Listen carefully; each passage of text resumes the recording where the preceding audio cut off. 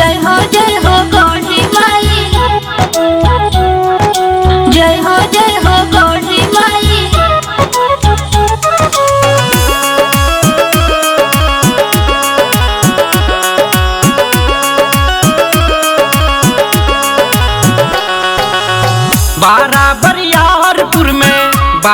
बरियारपुर में माई जे पूजाली इहे हई माई, इहे हई माई जिनकर नाम गढ़ी माई, इहे हई माई विश्व प्रसिद्ध गढ़ी माई।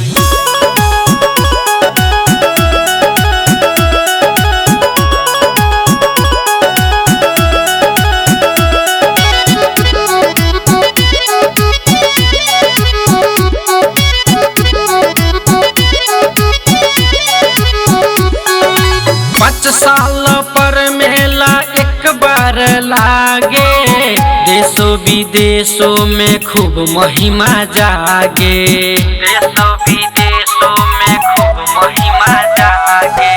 पंचबली हवा होला चढ़ावन, पावन मंदिर लागेला सुहावन, पावन मंदिर लागेला सुहावन।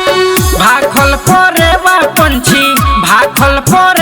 पंछी देला लघुड़ाई, इहे हई माई, इहे हई माई जिनकर नाम गढ़ी माई, इहे हई माई जिनकर नाम गढ़ी माई। जय हो गौरी माई, जय हो गौरी माई।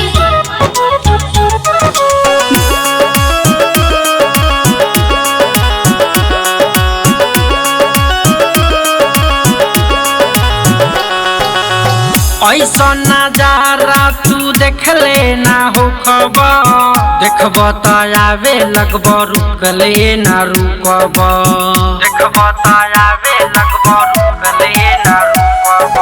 धूमधाम से लागे मेलाई भारी, बड़ी मायार होई मैया दुलारी, बड़ी मायार होई मैया दुलारी।